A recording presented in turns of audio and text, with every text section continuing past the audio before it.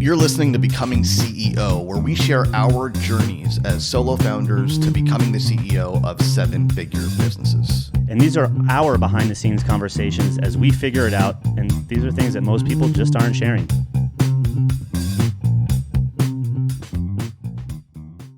At what point do you stop copying and pasting other people's model and build your own model?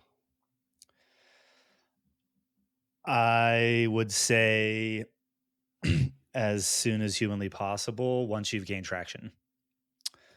And I guess you could define traction however you want. Well, let's define it. What's traction? Yeah. So, here's the thought process that I'm going through, and I hate that I'm referencing Hormozi again, but he makes a good point. He had a video not too long ago where he talked about most businesses, they get to seven figures and they just double down on what they were doing, which is more leads, more sales, and they don't pause to reassess: are we getting the clients what they actually need? Is it working? Yada yada yada. And I think that goes, and that was kind of interesting because it was I feel like we crossed the the 7-figure mark, and that's exactly what we did. We're like, we'll spend more money on ads, more leads, more calls. The math checks out. Let's keep doing it. But yet, it doesn't always either sustain, or you reach the next plateau, and you can't just keep doing that. And so, I think from what I've experienced, at least recently, is okay, yeah, I've worked with a lot of different mentors. I think there's heavy modeling happening, which is great. I think, this, what are the sayings? Model and then modify, or, replicate and then innovate. There's a variety of ways to say that whole thing. So I do think there's merit to model someone else to a degree. But I do think it's at 1 million. If I have to say, where at least you should be really paying attention to it, for a couple reasons. The first is, I've invested in some masterminds, obviously, with people that are over 1 million, and I've tried the different. I think we've talked about this in a previous episode. It gets way less tactical over 1 million, um, and which actually makes, if you join a program, and this is just my current interpretation and view, you join a program or a mastermind for growing from 1 million to above. It's you kind of want a playbook, but what I've noticed is every time I've tried to use the plays that I've been advised to use that have worked for others to go from 1 million to 3 or whatever, they don't always work for me. Now, granted, it obviously there's executional variables in there too. But as I talk to other people in that same level, it's it seems like it's really started, that's the stage where you really have to start making it your own, and doing it your own way, because that's where that's just what's required. It's there is no run this exact playbook to go from 1 to 3 or 3 to 5, because a lot of it is leadership. It's people. There's different types of leaders. There's different types of communication styles. Some people love meetings. Some people hate. Some people are in the office. Some people are async. There's all these things that kind of become unique to how you are going to be as a CEO and a leader and an owner. That how the hell do you codify that? I think it's really difficult. And so, I think I've been trying to use these different things that I see have worked for other people, but they just doesn't necessarily work for me. I get a little piece of it, and it's okay, at what point do you stop modeling and just saying, hey, I like this to be XYZ. I'm going to do that despite maybe what other people might say, and just run with it. And I think that's where maybe the innovation piece comes in, or of the, I'm now making it fit me and my own actual personal skill sets. All of it has happened for me at around the million mark. If I could have done it sooner, I probably would have, but I don't think I would have had the wherewithal to actually realize that. It's why you can't read a book titled something generic like How to Succeed and follow a 10-step process and succeed. Because Right. there's no playbook that can be generically applied to every single business, nor every single human being, right? Right. You wouldn't accept that in your personal life, right? If I said, Greg, you want to be a successful person, go and do exactly what this other person is doing. You wouldn't accept that because you're unique, your background's unique, your experience is unique, your habits are unique, your behaviors are unique, your mindset's unique. You're unique. No one else has the same experience as Greg Hickman. Therefore, the path for Greg to succeed as a human is going to be unique to Greg. And it involves some trial and error and some boring best practices and some self discovery and self awareness and some forging your own path. It's easy to Mhm. accept that at a personal level, I think. Yeah. I think people, for some reason, don't want to accept that at a business level. And I agree. I think in the beginning, and we've had this conversation, in the beginning, you are to an extent better off stealing, copying, borrowing. Take a model that is proven to work, ideally in your market. Yeah. Take a model that's proven to work in your market. Don't try to reinvent the wheel because there's a lot else that has to happen to get a business off the ground, up and running, profitable, cash flowing, etc. So just do what works, what's proven to work now, not in the past. That's an important distinction, I think. Not what used to work, but what's working now. Do what's working now.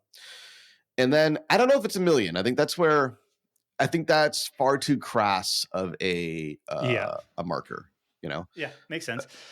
I think to me what's like more subjective but meaningful in terms of markers are, do you have, in the beginning it's like you don't have the headspace to think about innovation, Yeah. right? You don't have the headspace to think about what can I do differently, how can I make my mark, how can I make this better. In the beginning it's just like get it done, right? Like marketing and sales and fulfillment, build all these processes, put these things in place, hire these people, just like build the machine. And when you're building the machine from scratch, you don't have the luxury to think about, well, can I make a better machine? You're just trying to make a machine that works.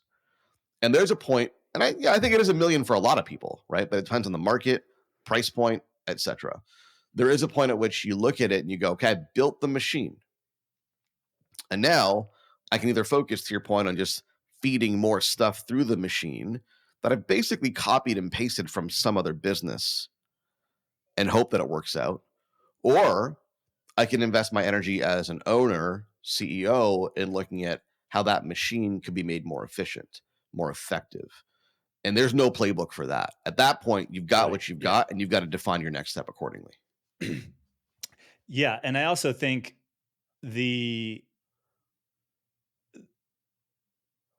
as you've kind of gotten towards the end of the runway of modeling, um, you have gained a certain level of experience. You probably like are starting to identify of like what parts of the business you like and don't like.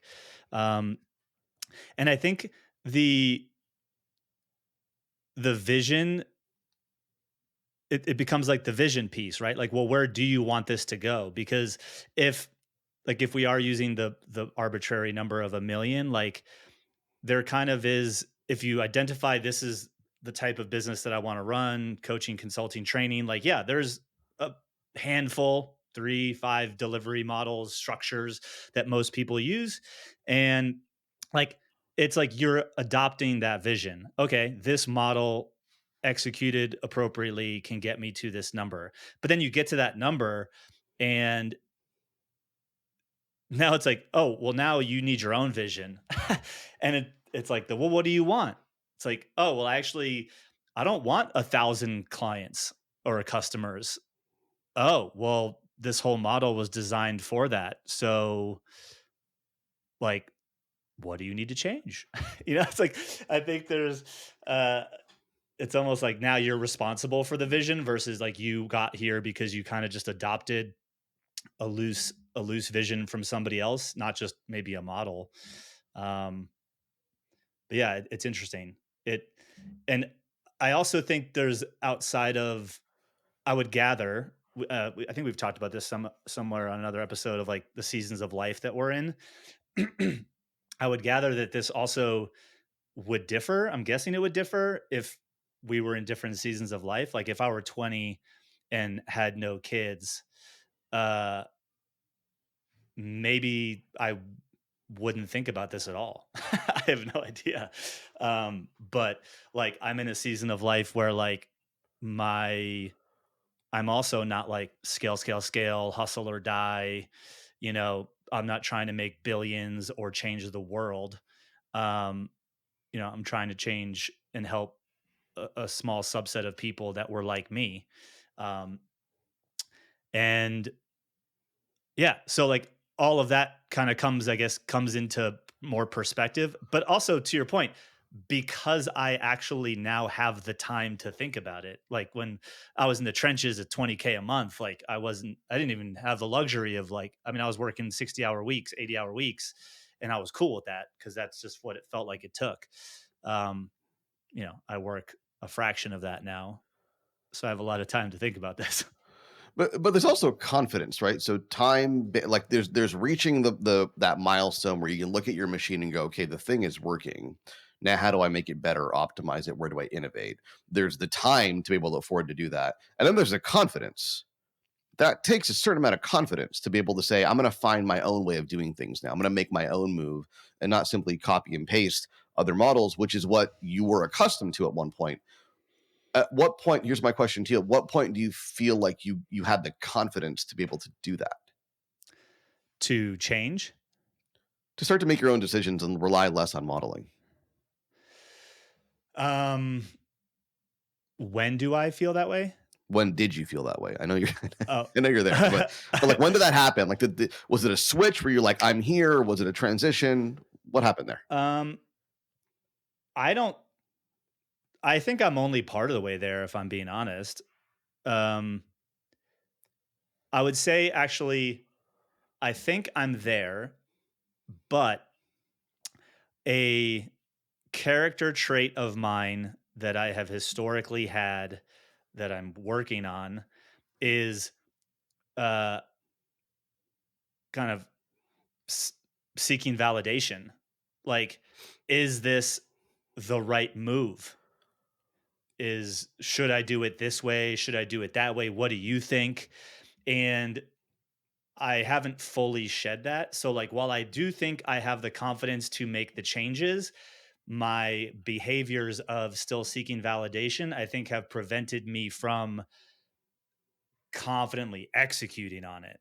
Like, I feel ready to do it,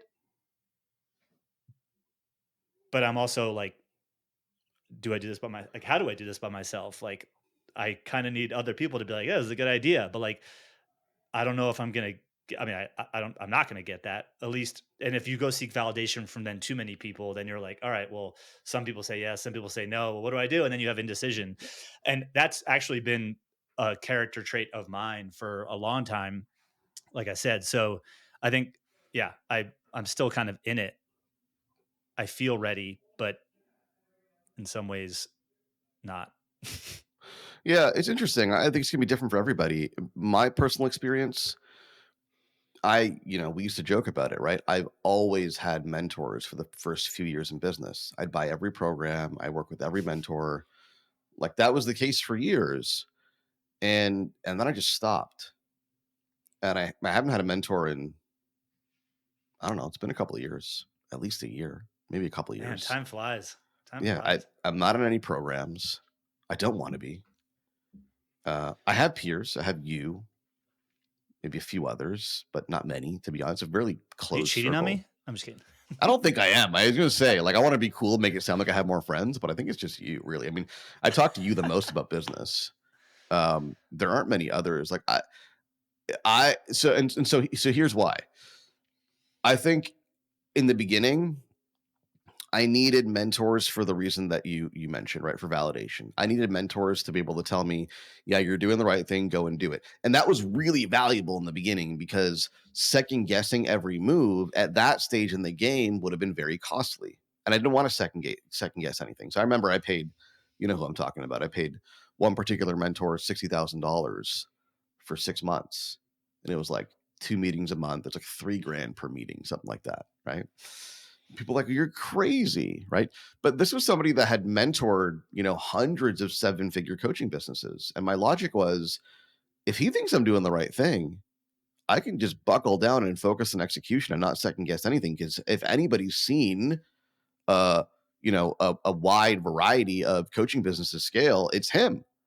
So it's worth the money, right? And it ended up being worth the money, absolutely. And so I Mhm. think I got to the point where I'd worked with enough mentors to see that, I actually knew what I was doing and that there was nothing else new I was gaining from those relationships.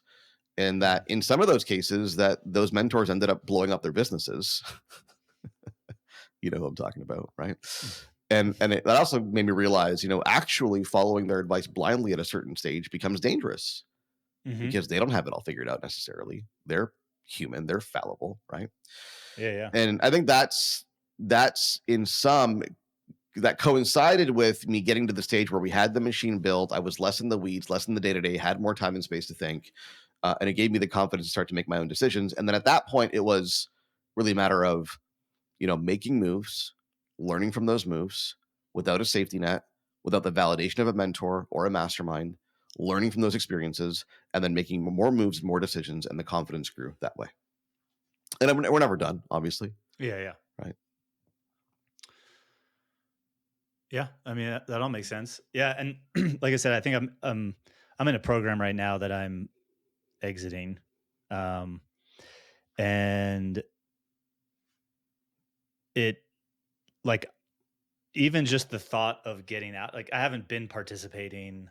Like I kind of like there's like I don't know, a repeatable cycle, and it's like it's it kind of reminds me of in 2019 when I like took a 2 year off.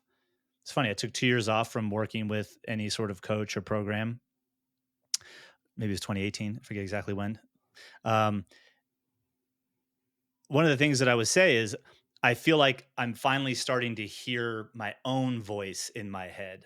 Like I'm not hearing what someone else thinks I should be doing, but I'm like, oh, that's my thought. Like I feel it. It's mine. It's not, you know, social media or some guru or some whatever telling me that that's what I should be doing. And it took a while. I feel like it took like 6 months to like believe that I was thinking that because I thought it, not because I was programmed to think it. If that makes sense. Um, and I'm like kind of excited to get back to that because I think to your point, like, I mean, I don't think I've said this to you in a while, but like sometimes I like have these conversations with you and I'm like, man, you've come a long way. Like you're steady as I feel like you've ever been. Like despite ups and downs, like like very in control. Um, and yeah, I feel like you're very focused on work when you're working, family when you're with family, and shitty stuff's happening in business, but like you're just tackling it. Uh, and I'm guessing that some of that just comes from not having all of these other maybe outside factors that you're having to weigh and consider and you know gut double check yourself that I might have been doing and yeah I I think want I think some of that's a that. big part of it. Like I think so in a word, what you're referring to, I would call intuition, right? You're discovering your own intuition again. And that's Mm, is really hard to what we like to do, it's human nature to a certain extent, is we like to drown out our own intuition with outside perspectives. So masterminds, mentors, social media, friends, peers, colleagues, right? What do you think? What do you think? What do you think? What do you think? And then at a certain point, you don't know what you think anymore. And you haven't given right. yourself the time and the space to actually have, an opinion or intuition. You drown out the noise, you get really ruthless about your inputs and where you take perspectives from, and then your own intuition starts to now have time and space to breathe and spread its wings, so to speak. I think that's part of it. And the other Yeah, part I of like it that. is and I think this is the leadership challenge. This is the CEO challenge. It's learning how to control your own emotional responses to situations, which I was terrible at for a very long time. I wouldn't say I'm good now. I would say I'm better now. So case in point, this is like mid-April, and um we're not having a great month revenue wise. It's slow, Mm. right? Uh I'd say a year ago, a month like this would have me losing my marbles. Like I wouldn't be sleeping well. I'd be nervous. I'd be calling emergency meetings left, right, and center. I called one today, in fairness, right? But it wasn't, didn't sound all the alarms. It was an emergency Taking meeting, though. loans. Yeah, exactly. Like doing, like taking but more than anything else, spending a lot of time and energy worrying and being anxious more than actually solving the problem. Yeah. And I think this is experience, right? Like I think, Yeah. you and I have been through enough ups and downs in business that we've learned that, most threats are not fatal. Some Mhm. are. And you got to know the difference, right? Yeah. Some Yeah. are. But Yeah. most threats, most challenges in business are not fatal. And if you act like I gave this metaphor to my clients once. We were talking about it was a mindset lesson. We do a mindset lesson every Monday. And we were talking about acting as if your success is guaranteed. Right? Operating with that mindset. I'm gonna get there. I'm gonna achieve it. I'm gonna do it. We're gonna accomplish it. And the metaphor I gave was imagine if you're taking a flight from Toronto to Vancouver. Okay. Most of us don't have any doubt that that plane's going to land, right? It's going to get there. We're going to arrive. It might not always be comfortable. There might Mhm. be some turbulence on the way. There might be some jerk next to you that keeps coughing or sneezing. You're like, and the food might be terrible. There might be some passing annoyances on the trip. Absolutely. Mhm. But you fundamentally believe you're going to arrive at your destination. You don't doubt that. And that allows you to endure those temporary challenges and setbacks on the flight because you know you're going to get there when it's all said and done. Right. What I said to my clients was some of you are on that flight expecting the plane to blow up in midair. That's your expectation. You're Mhm. expecting your business to implode. You're expecting it to go belly up. What is your attitude going to be like on that plane? If you fundamentally believe you're not going to get to Vancouver, it's going to blow up. Right. It's going to be a terrible flight, right? A Yeah. lot of unnecessary anxiety. And so I think it's something to think about, right? If you're listening, do you have and I this guilty as charged. Do you have a really strong negativity bias towards your business? Do you fundamentally believe that, something bad's going to happen? Because if so, that's going to make this game a whole lot harder to play. Or For sure. do you fundamentally believe you're going to get there? You're going to succeed. It's going to happen. You're going to accomplish the things you want to accomplish. And yeah, there might be some temporary challenges and setbacks along the way, but you can endure those because you're going to get there. Way more fun that way. Totally. Yeah, good exercise. So I was kind of having a similar conversation uh, with one of the other two people I chat with kind of on a regular basis.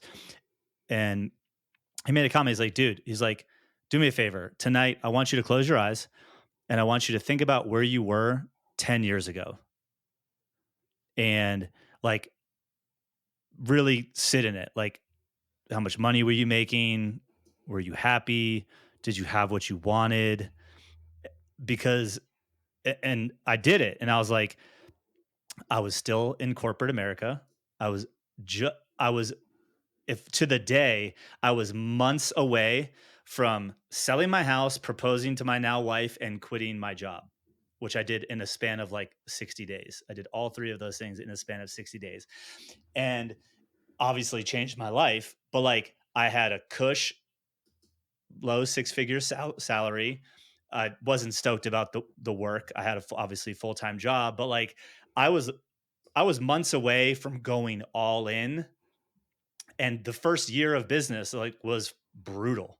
Like I thankfully had that safety net from selling the house to help me get through, which was the intent. But like man, like when I compare that to now, I'm like it makes it so much easier to see like holy crap, like I have come so far. Like there are definitely like things that I've been dreaming of having and doing, the lifestyle, and I don't live like a crazy lifestyle or anything, but like working when I want, like not like having the emotional control. Like I'm way more stable than I've ever been. And it's like, oh my God, sometimes you just need to like do that to be like, oh yeah, like I'm on this long journey. And then the last thing he said to me was like, because he's known me for a while, he's like, I remember you told me that you were in this for the long game.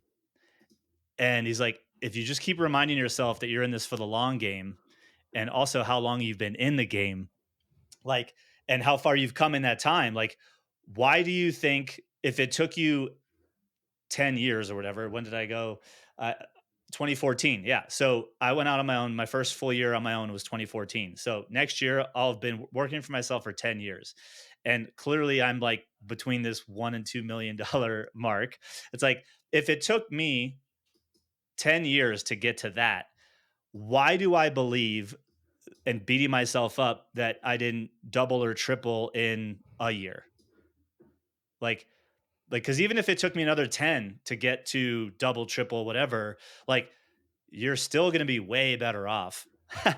And like you already have a great lifestyle.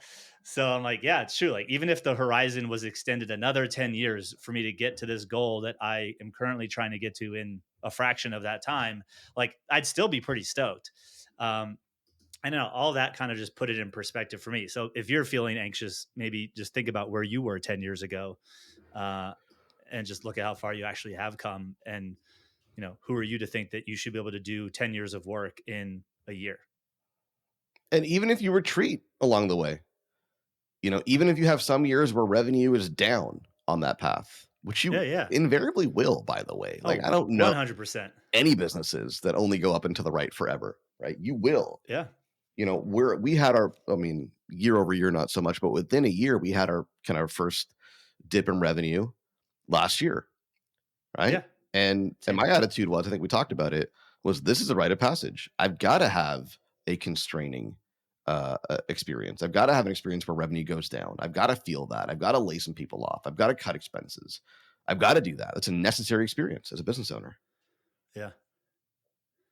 I don't know where we started this, but here we are. Yeah. So kind of let's bring this back and land the plane in Vancouver, since we just departed Toronto and the plane is not exploding.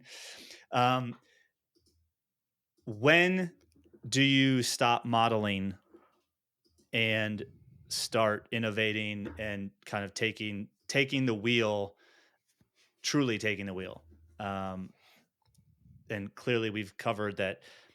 Loosely speaking, for me, it was I felt it more around the million mark. However, it's it's also how long you've been at it. Do you have the time to think about where you want to go and where you want to be, the season of life that you're in? Um, so it might be different for each and every one of us, but hopefully some of those scenarios resonate with you if you're listening. Can I say one last thing about this? Yeah. I think you really got to consider. Um, I think this is a quote from Seth Godin, and I might butcher it. So sorry, Seth. Uh, Only two opinions matter: your customers and your accountants. Okay. You really got to consider what's best for your customer. If there's one kind of philosophy that I really adopted in my business, and I credit Jay Abraham for this, it's this customer first thinking, what he calls preeminence, right? But every decision should ultimately be rooted in what is best for the market, what is best for the customer, or in Jay's words, fall in love with the customer, not your product. If you do that, first of all, what you'll realize is a lot of the models that exist in every market are not necessarily designed to best serve the customer. Hmm. And this is why you get some unintended consequences from those models. But if you fundamentally make decisions from the vantage point of what is best for the customer, what is best for the market, what serves them the best, what gets them the best results, and you put their needs front and center in your decision making process, your decisions will invariably be unique because your customers are unique. Yeah. They're different from other customers.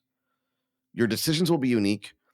They'll make sense for your business. They'll make sense for your customers. And ultimately, all positive outcomes in businesses come from delighting customers. Not a surprise. Yeah. And actually, I think I've realized this before, but I think you kind of just cemented it in for me. It's like when you continue to be involved in buying all the products, validating through every single program and peer, you don't even have the time to be in touch with your customers. And like like in this pathway to scale, and I just have said this actually internally, like in some ways I feel a little like, yes, we have someone that takes onboarding calls and I still do some coaching, but like I don't know, I still feel a little bit out of touch on maybe what some of these people really need. And me buying another program isn't actually going to tell me what they need. It's going to give me a bunch of ideas to test that may or may not work, when it's like that time could have been used for, rolling back up the sleeves and kind of getting back in the trenches a little bit to like make sure you're solving the customer's problem first, the client's problem first. Um, and so, yeah, that was actually kind of that actually validated a thought that I was having last night of like, yeah, like maybe it's because like I almost felt like I haven't been innovating, and the source of innovation is going to come from them, the paying client, not some course that came up with a new methodology, right? Like that could work, but it might not solve my client's problem, you know? So that's super interesting. I mean, I don't want this to sound like, for those listening, like I do think, well, one, pay attention to your customers and clients from the beginning. Um, Never overlook that. But I do think that it's funny. A lot of people say like, oh, when you get to 1 million, like that's when you really start to figure out your client success systems. And I'm like, I feel like you should have figured that out way earlier. But I kind of feel like I see what they're saying now. It's like, yes, like you can have a delivery model and get to this certain point, but at some point, the innovation is going to come from them. Um, so yeah, that's when you should change. That's when you should stop modeling, guys. Hopefully that was a clear checklist of of when you should consider it. We'll catch you in the next one. Any final farewells? No, let's bring it home. All right, guys. If you haven't left us a rating and review, go ahead and do that. Send us a screenshot, tag us on the Instas. We hope you're enjoying, and we'll see you in the next one.